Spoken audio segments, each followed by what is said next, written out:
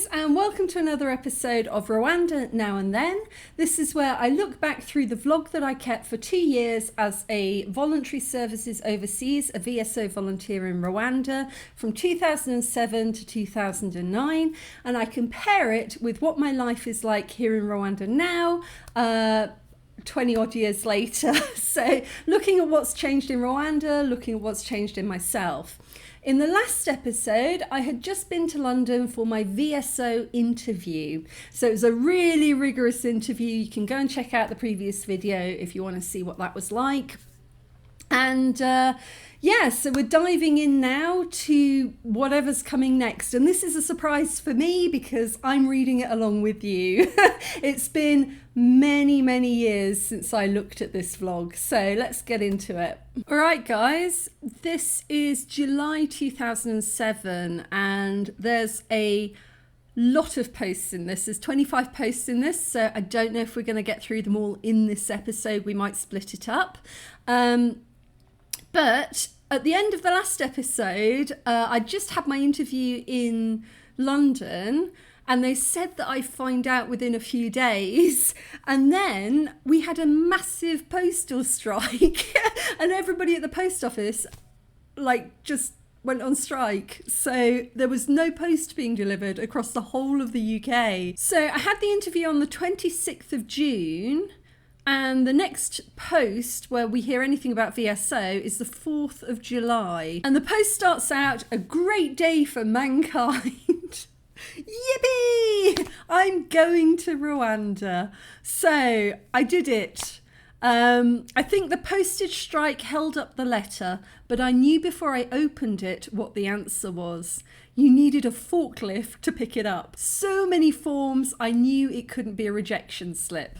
Huzzah. So yeah, I was living in Cardiff with the lovely gypsy jazz musician Helwyn, and I don't think anybody was home. I just went downstairs, picked up the letter addressed to me, and I can't honestly remember, but I think it was probably, I don't know, an A4 or a slip. I don't know. I can't remember what it looked like, but I just know from having written it down that it was heavy. The first thing that I had to do was to book in for training because they send you off on pre-departure training.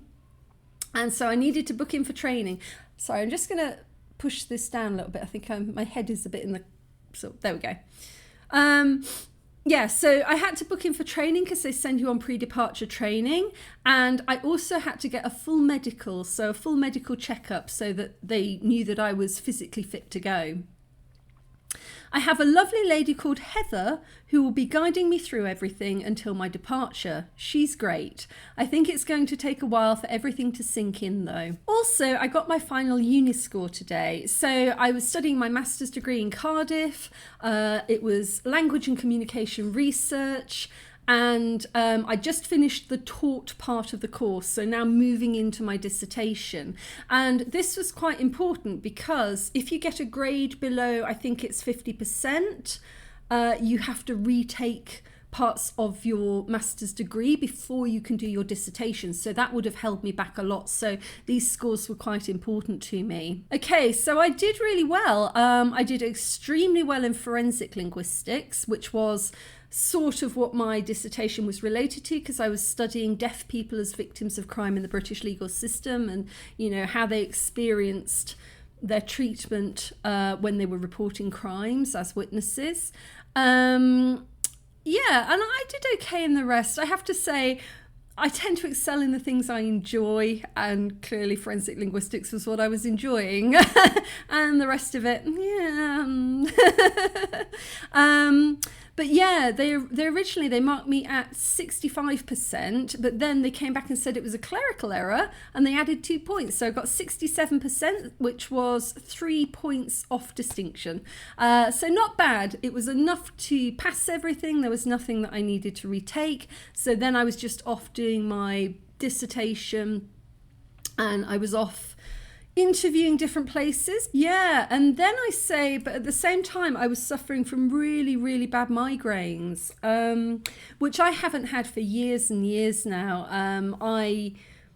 I used to have really bad, what do they call them? Like hemiplegic migraines. So I have the auras, I have the flashing lights, extreme pain, and I'd also go numb down one side of my body. It was like a stroke, but it wasn't a stroke, it was a migraine. And I haven't had those for years and years and years, not with any pain. Sometimes I'll get a bit of a fuzzy light thing, but now the pain doesn't follow, which is amazing. Anybody who's had migraines knows how tough those are. Right, so then a few days later, I went to my home village where I went to school to see my mum, because every year we have this massive festival called the Hollowell Steam Rally. And it was absolutely fantastic. I used to go all the time as a kid. And last time I was in the UK, I went and I did a whole video about it. So if you want to go and see kind of what rural life in the UK is like, these steam rallies that we have to celebrate summer, you can go and watch that video. I'll leave a link. Oh my goodness. And I'm talking about my nephew, Damien. I said he was a sweetheart as always, and he got on lots of rides and ate lots of yummy things, and he's in his 20s now. So he's in his 20s now, and he was tiny back then. So that really makes you think about the passage of time between when I wrote this and today. And I also received a full list of all the vaccinations that I needed to get before I was allowed to go to Rwanda. Right. Typhoid.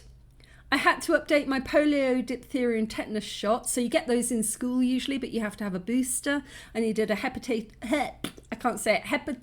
A, hepatitis B, rabies, yellow fever and meningitis. I needed all of these. So yep. Oh, and then there are a couple of optional ones like cholera. What is wrong with what is wrong with me today? Cholera, influenza and pneumonia, which it says I'm very unlikely to need, as they're mainly recommended for volunteers over 65. That's the influenza and pneumonia one. So I didn't get those. Oh, and those who are going to be working in slums and refugee camps need the cholera. So I think I did get the cholera. We'll find out later on. But I already had my TB jab, so not sure if my polio, dip and tetanus needs updating yet. I also had a meningitis jab when I went to uni in 1999. Yes, because I think there was a meningitis outbreak in UK universities. So because I went to university around that time, 1999, my first degree, I had to have a meningitis jab before I went to uni. So I was saying perhaps that one's already covered. So I needed to check whether or not these things needed updating. Because most of us in the UK, you get all of your jabs when you're a child, and then you get updates when you're in school. And then most of us just forget about it for the rest of our lives, you know? It's very rare that you ever realise that you need to go and get an updated jab. On the whole, not too bad at all. I have no fear of needles or injections, so bring it on. Got my full medical on Tuesday. Should be interesting to see what they say. I was 26 at the time, so, you know, I did smoke and I did drink quite a bit. So I think that's what I was a little bit worried about. But yeah, I mean, yeah. Yeah. So yeah, then there's some more pubs and drinking and some university stuff. Nothing very interesting. And then 10th of July... all systems are go. I had my medical today. Eep. And yes, it did involve peeing in a cup. It always does. Sigh. Yeah, it is, isn't it? You know, medicals, peeing in cups, there's something about that. Thankfully, my usual doctor was away on holiday. I didn't really like my doctor at the time. So today I had the other partner in the practice, and I was so amazed. He was an absolutely lovely guy, the complete antithesis of my usual doctor, just really nice.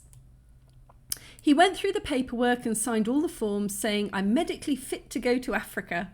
My blood pressure was fine, and he also did a shine in my eyes test. Apparently, by shining a light on the back of your eye, they can tell by the state of the blood vessels all sorts of things like diabetes and stuff. that medical term, and stuff. Apparently, the back of the eyes are in very good condition, which means I'm healthy. Happy, happy, happy, happy. I mean, I think, it's hard to really tell from the writing here, but I mean, I was still in a state of mild shock that, one day I'm just doing, one day I'm doing my work, my job, and then I leave my job, and then I'm doing university, and then I'm going to Africa. I mean, to me, it was a bit of a shocker. I know here, I saw my neighbour's son go through it. He's Rwandan, and, when he got accepted to go to Canada, it was the same look on his face. It was like, oh, I get to go on an adventure. So, yeah, I mean, it doesn't come across in the writing, perhaps, but I mean, I was like, whoa, coming to the end of my degree, and I've got something to go to. I've got something to look forward to. I left photocopies of the vaccination sheets for the nurse on the way out. Apparently she's going to call tomorrow or whenever. How 20s is that? She's going to call tomorrow or whenever to arrange the start of the vaccinations, the jabs. But essentially, the whole medical thing was relatively painless, not as big and scary as I was imagining. Because, yeah, it was big and scary. I mean, imagine that I got an offer to go and work in Africa, and imagine if for some small underlying medical reason that I had no awareness of, the whole thing collapsed. That would have been a lot. So, yeah. The placement was conditional on a clear medical, so it was the last thing that could have jeopardised it. So yeah, it was a big deal.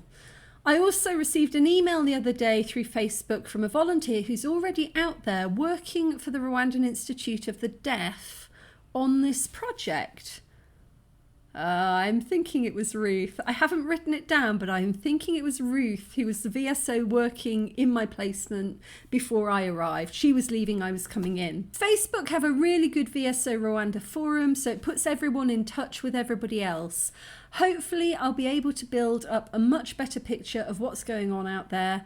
I've got to call my VSO coordinator next week to have a proper chat, and I'm already compiling a list of questions. Bring it on. So I was more than ready for this. Oh, okay. Haha.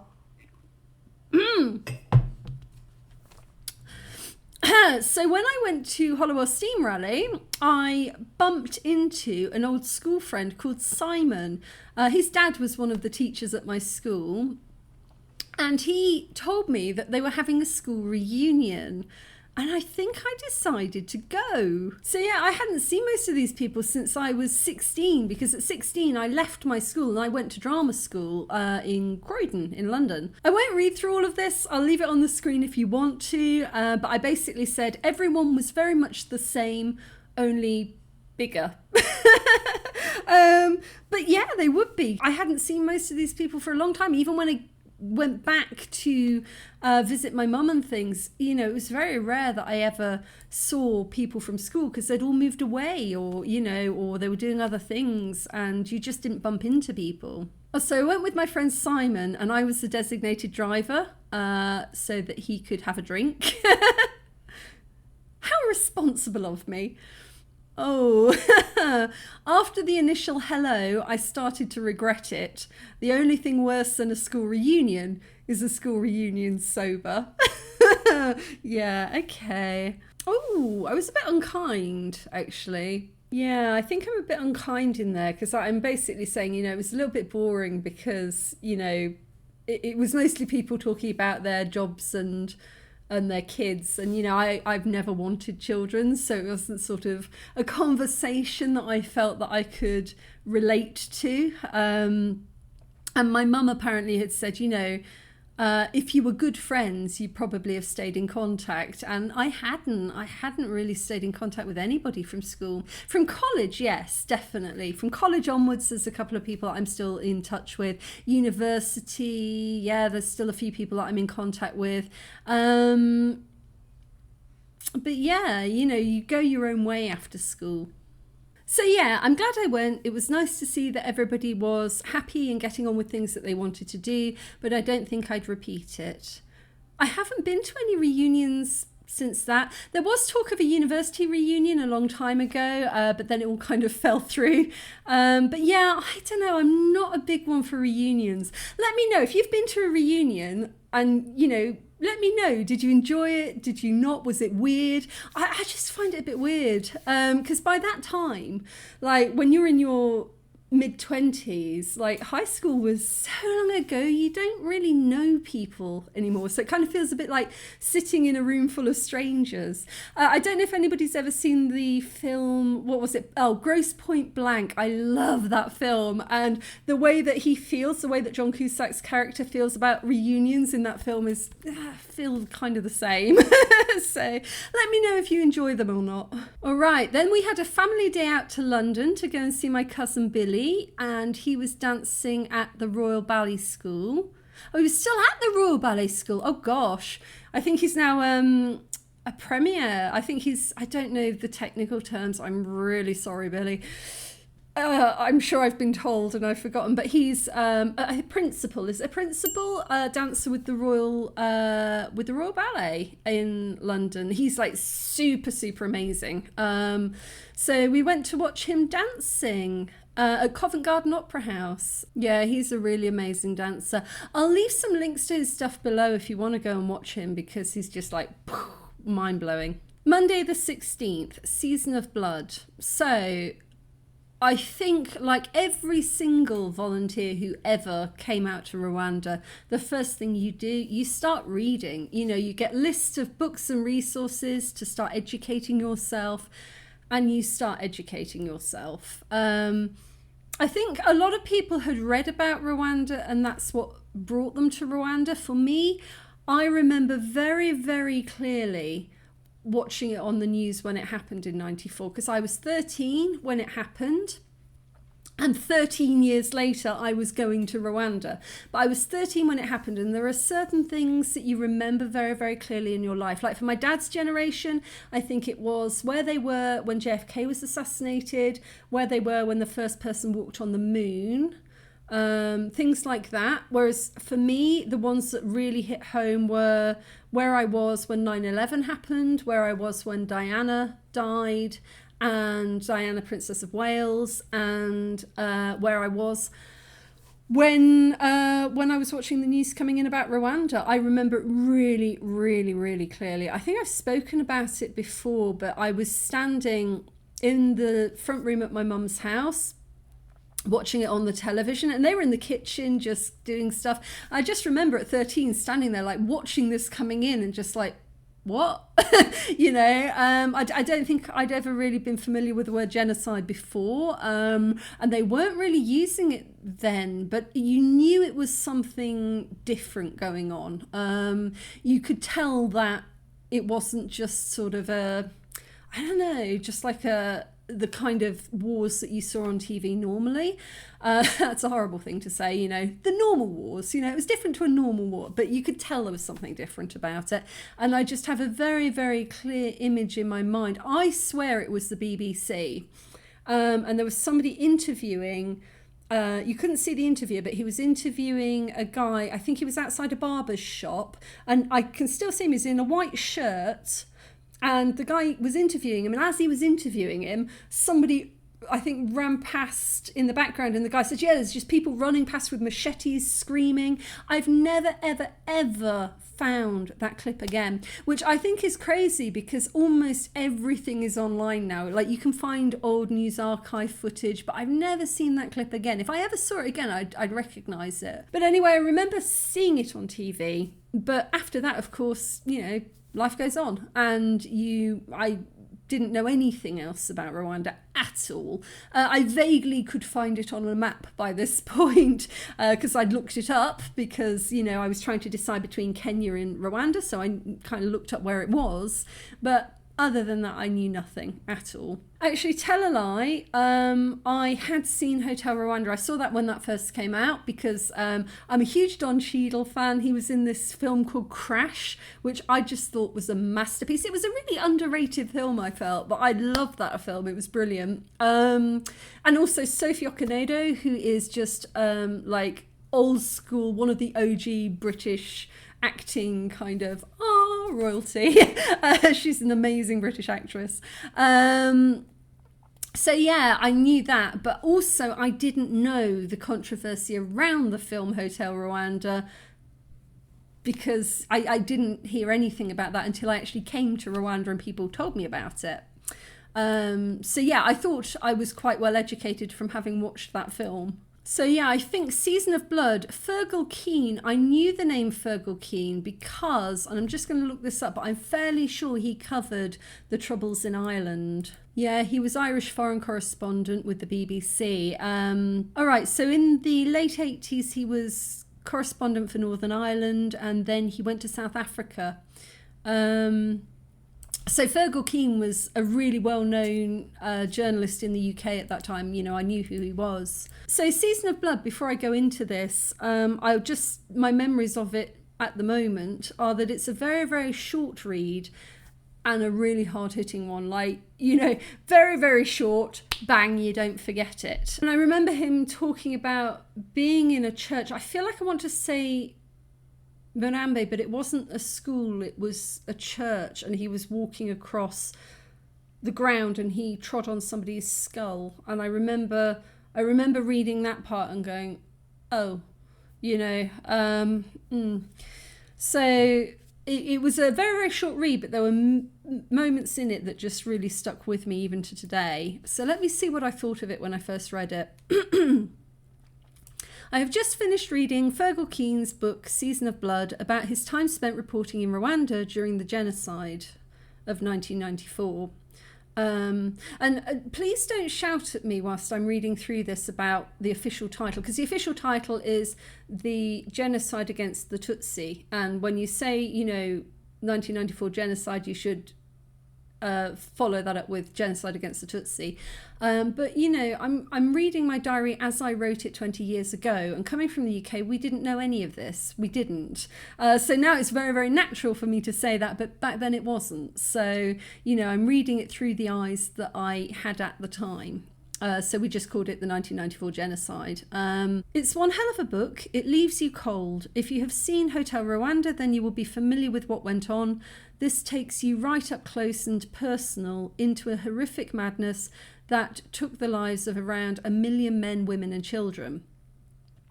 What I find particularly difficult is that this was 13 years ago.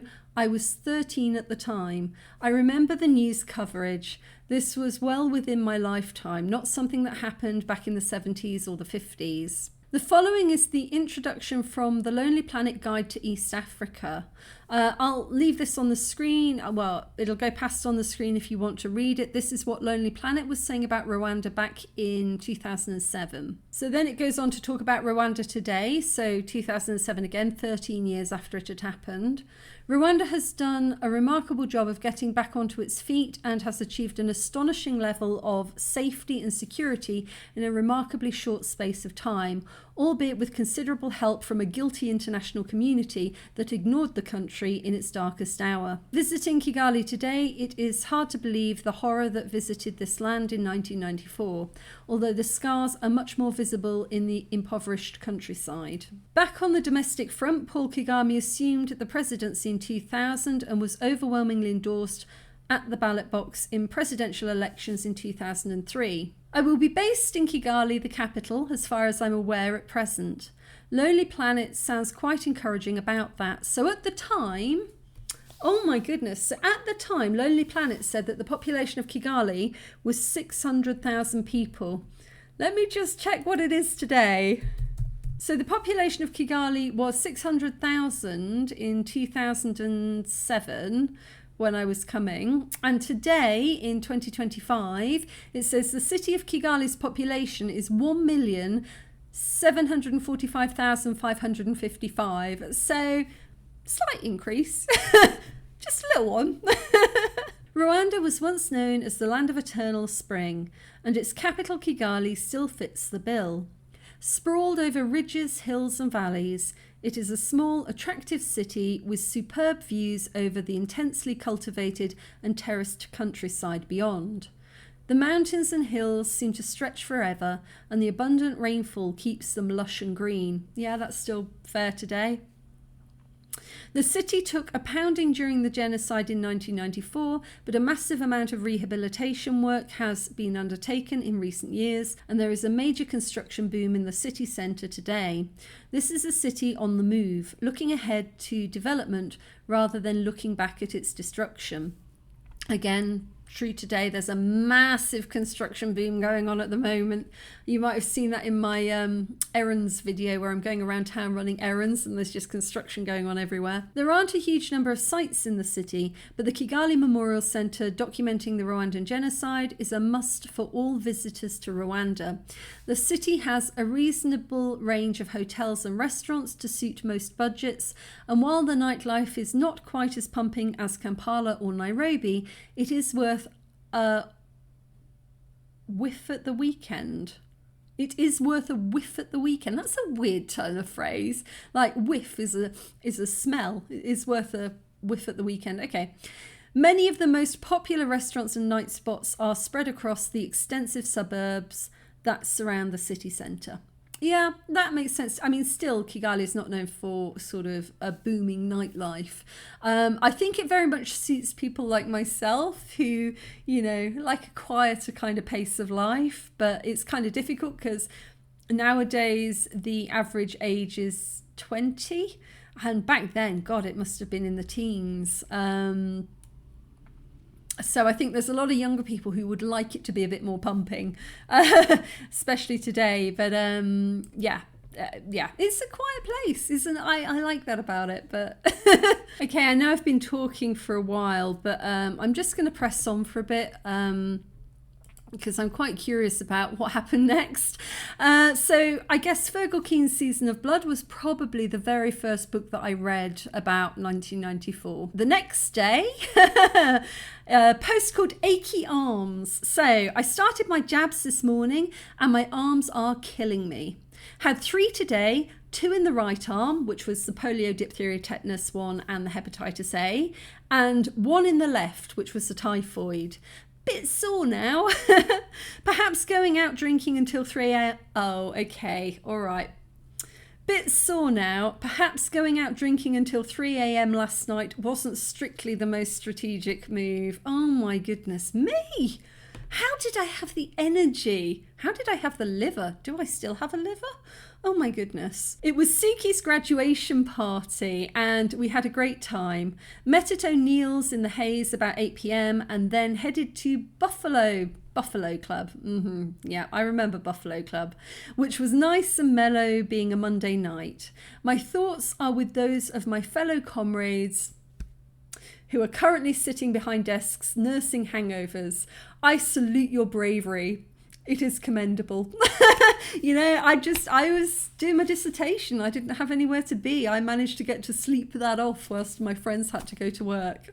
I have to pop back to the surgery later to pick up a prescription for the other jabs, the ones the NHS doesn't cover. So in the UK, the NHS generally cover for free a lot of vaccinations, but there are specialist vaccinations that you have to pay for yourself because they're not considered essential to, you know, your health and well-being in the UK. So I think that would probably be the rabies ones and things like that. Oh, okay. So what happened was they gave me the prescription. I had to go to the pharmacy to collect the vaccinations, and then I had to bring them home and put them in my fridge and keep them for a week until the nurse was free to inject them. So next Tuesday, I get the hepatitis B and the rabies shot. So, yeah, it was a rabies shot. So in the UK, we don't have rabies. It's not a public health threat. So the idea of getting a rabies vaccination is something that you only do if you're going travelling in countries that do have a high rabies count or risk. So I've also made an appointment for this Thursday to go to another centre where I can get my yellow fever jab and certificate. Yes, which is compulsory to enter Rwanda. I think today, I'm not sure it is. It's compulsory, certainly for Kenya, Uganda, places like that. But I don't think we don't have cases of yellow fever in Rwanda. But if you're travelling to any country that does have yellow fever, like Kenya, Uganda, you have to prove that you've had your yellow fever vaccine. So yeah, it's a little bit confusing because people say, do I need yellow fever to come to Rwanda? I think technically if you're flying directly to Rwanda from a country that does not have yellow fever, then no. But then if you're planning to go on to other countries like Kenya and Uganda that do, then yes. So I would always say just get the vaccination, because back then you had to have an update, I think, every 10 years. But since I had my yellow fever vaccination, the World Health Organization has now realized that actually it's pretty much effective for life. So you only ever need it once. So you only ever need it once, get it and you're set for life, and then you can travel anywhere that you like. The jab cost £45. I think it doesn't anymore. I think it's, I don't know, I have to check on that, but I think when my mum and Merrick got it, I'll have to check. I think it was maybe closer to 60, I'm not too sure. But thankfully VSO pick up the tab for all of my vaccinations. So again, that was one of the really good things about coming here with VSO, is they covered everything. The flights, the medical bills, the vaccinations were covered by VSO. And thank you, Mummy, for the chocolate and caramel flapjacks you sent me home with at the weekend. They are taking my mind off it. Yeah, definitely get yourself some sweet treats. If you're going through all of these vaccinations, from what I recall, they didn't make me feel terrible. I have a pretty high tolerance for things like needles and stuff like that. So I don't think I was feeling terrible, but get yourself something nice, some ice cream or some chocolate or some nice sweet treats to take your mind off it. Yeah, so a couple of days later, I had my yellow fever. So I've just had my yellow fever vaccination, all good, but cannot drink alcohol for 48 hours. Oh my goodness, no! Apparently, in about 10 hours, I can expect to feel like I'm coming down with the flu, and drinking alcohol will make this feeling worse.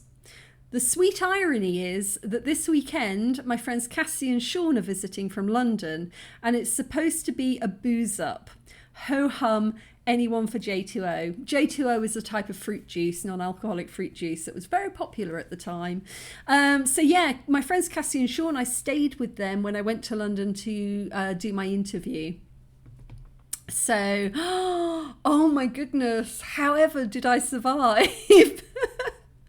Okay, so, there's a funny one here, 20th of July. I was, I think, looking on YouTube for anything to do with Rwanda. And this was, again, it was like 18 years ago. YouTube was very, very different back then. Like, there was no monetization. Nobody could make money off it back then. So, you know, it was very much just people uploading small snippets of interesting things. You didn't really have this kind of presentation style that you've got now. But somebody had uploaded a video about reconciling Rwanda. And it was a short documentary, I guess, on sort of, you know, how the country was coming back together again after everything that had happened. But I've just realised that it's no longer available. And this is the thing, when you link to things on YouTube, you know, 5, 10 years down the line, 20 years down the line, a lot of the stuff isn't still available. So it looks like the video does still exist, but it's private, so you can't view it. And because I didn't write down the exact name, I think it was called Reconciling Rwanda, but I didn't write down the exact name. So I can't find it again to show you what I was watching at the time. I guess as well, back then the resolution would have been what? 360p, something like that, very, very low resolution. So trying to view it today, it wouldn't look very good. Oh no!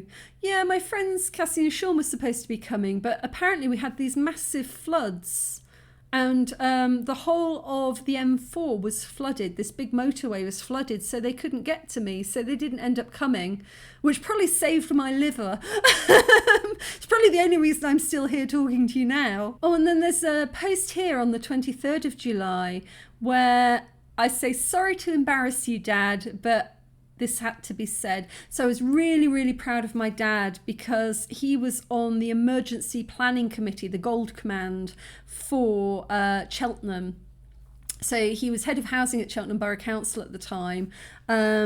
Wow, he hadn't even retired at this point. My goodness. Wow, yeah. And basically he was part of this planning committee along with the police, the fire brigade, the army, to help people during the flooding, to make sure people have fresh water, to make sure that there was food and supply lines. So yeah, I was really proud of him. Still am. So I didn't have a TV at the time, so I didn't know how bad it was. Most of my life I haven't had a TV. I'm not really very big on TV.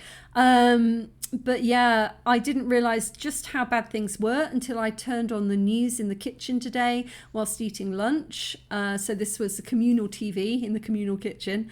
And my jaw hit the floor as Fergal Keane of Seasons of Blood fame introduced the devastation around the country. So I linked to the special news report about it. No, that's not there anymore either. Yeah. I knew there had been problems on the M4 because my friends couldn't get there, but I didn't know how big the scale of the flooding was. I wonder if there's anything on YouTube. Let's have a little look. Flooding UK. UK 2007. Archive footage. Let's see. Yes. Yes, there is. Okay, I'll leave a link to that. If you want to go and see the flooding from 2007, I'll leave a link below. And that's what was going on at the time. Oh my goodness. Yeah, so Dad was working in Cheltenham, but he was living in Gloucester. And he was without water himself because apparently the water supply got contaminated, which can happen when things flood. You know, you get the sewage systems and things leaking into drinking water. So he was without water, and there was also a power cut too. So luckily his house is okay, but there's a shortage of water as the tanks can't keep up. Yeah, there's been a few floods since then as well. And one of the problems in Gloucester is that they've got this huge power centre that supplies the electricity, and it's built on a floodplain. So every time it floods, the water's getting higher and higher towards the electricity generators. So I remember that being a problem many years when it flooded. Okay, just a couple more posts to go. There is this one here from Tuesday the 24th. Things you wish you'd never seen. Started my next round of injections today with hepatitis B and rabies. Both require 3 injections, and I worked out I already had 6 injections in the past week. 1 week, 6 injections. Bring it on. You're not taking me down. Okay. 6 injections in the past week. Thankfully, my nurse is absolutely lovely, and it's quite an experiment for both of us, as she hasn't given someone these before, because these are not kind of injections that you would usually get in the UK. My arms don't ache at all this time, thankfully. Unfortunately, my curiosity got the better of me, and I had a look for rabies on YouTube. Oh yeah, I remember this. I have a morbid sense of curiosity. One of the results was of a young child in the developing world dying of the disease. It was horrific. One of those things I really wish I hadn't watched. Like the time I did a Google image search for faces and got one of a dead American soldiers with one half of his face blown off. That was back in the day when Google Image wasn't so... Did Google Image exist? Was it Google Image? Was it Ask Jeeves? What were we using back then? But yeah, it wasn't so discerning about the results it gave you. So watching that video about the child with rabies, I say it makes me so grateful for vaccination technology. And yes. Yesterday, I also had a look through the BBC's archives on Rwanda and found the first report footage of Habyarimana's plane crash that kicked off the genocide. Yeah, so all of this old archive footage, it's on the BBC, but it's saying plug-in not supported. So I assume it needed a Flash player, and I don't think Flash player is still available. Flash player. Yeah, here we go. I think it was Flash player, and when I type in was Flash player discontinued, it says yes, Adobe Flash player was discontinued in 2020. So I think if the old BBC archive relies on the Flash player, that's probably why when we follow the links we can't watch it anymore, which it's a bit of a shame. I mean, what's the point of having archived footage if people cannot access it? But okay. All of the links to the stuff I was watching back then aren't available anymore. So I'm commenting about what I watched, but because I can't watch what I watched, I don't know the context and what my comments are based on. So, there we go. Time, it weathers away everything. All right, there's an interesting short one here in which I'm asking people to, sponsor me going abroad, because I was donating to VSO, because apparently it was tradition, if you got a placement with VSO, it was a tradition to do a little bit of community fundraising amongst your friends and contacts, just to send a donation into VSO. Because I said here that on average it costs around £15,000 to recruit, train and ship a volunteer out to their placement. So it was traditional that if you got a placement with VSO, you do a little bit of fundraising, and I managed to raise £200 for VSO, which is not really comparable to the 15,000 they spent on me, but that's interesting to know how much that cost. I imagine it will be astronomically more than that today. And then there's basically loads and loads of posts about poetry. I was writing a ton of poetry at the time. A lot of it was very, very dark, but every now and again I wrote a silly poem. A really silly poem. Let me read you one of my very, very short and silly poems. The poem is called Doesn't Rhyme and goes like this. This is a poem that doesn't rhyme. Perhaps it will do, in time. Why it doesn't, I do not know. It really does frustrate me so. But it doesn't. Sorry, that's just such a stupid poem. But yeah, most of it was quite serious and dark and gothic-y, and yeah, but that was just, every now and again I'd throw out a silly one. And there's another post about Tinkins Wood. If you want to know what Tinkins Wood is, go and watch the others. But it was very, very unusual to go out to Tinkins Wood and ever see anybody else, because I go dead of night on my own, and usually the place was deserted. But this time I turned up and there was a German bloke who was travelling around Britain with his missus in a camper van, and they just pulled up next to the stones. We had a good chat and watched the moon rise. It was utterly spectacular, just like Beltane. Bright, glorious orange moon rising up above Tinkins Wood. It was really a spectacular place. It looked more like the sun than the moon. And again, as it got dark, the moon turned bright white. And then, yeah, they went off back to their van, and I just stayed there with my little tin whistle, lying on top of Tinkins Wood, looking at the moon, playing my tin whistle. And the very, very, very last post. Yay, we've made it. Congratulations if you've made it this far. That was probably one of the longest videos we're ever going to do on this. But the very last one is I went to the Museum of Welsh Life. So yeah, the Museum of Welsh Life is absolutely delightful. It's basically this museum where they go around and they collect up really old or listed buildings or unusual buildings that are on private land that are likely to get knocked down or, fall into disrepair. And they collect them up and they rebuild them brick for brick on their land, so that for the rest of history you can go and look at these really ancient buildings and go inside them and see how they were, and they're never going to get knocked down because they're part of the museum. It's such a lovely, lovely idea. And years and years and years and years and years and years and years later, I wrote a book, a kind of a slightly creepy, weird horror book called Creeper's Cottage, very much inspired by this and the Black Country Museum, which does something similar in Birmingham. Yeah, it's delightful idea for a museum.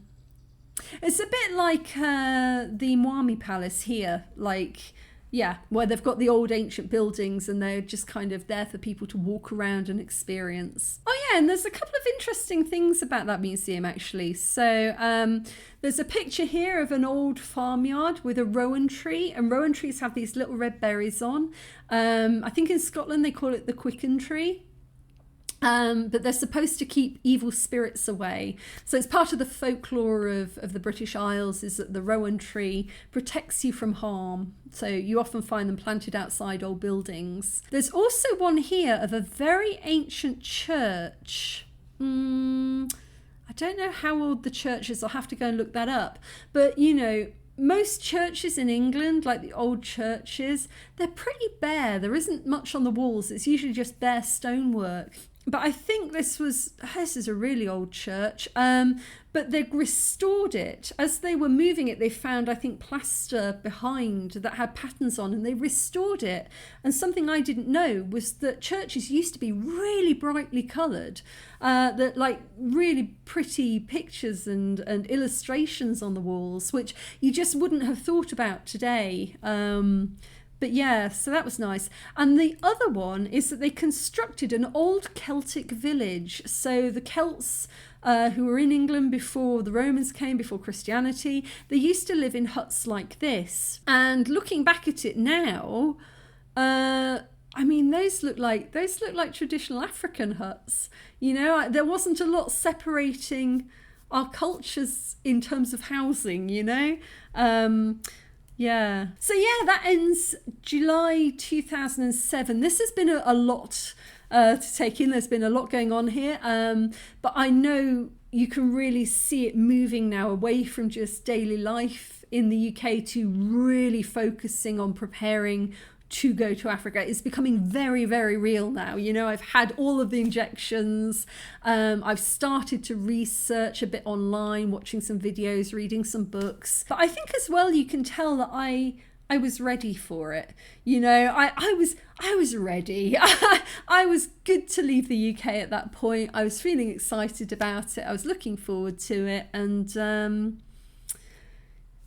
yeah, see you in the next one.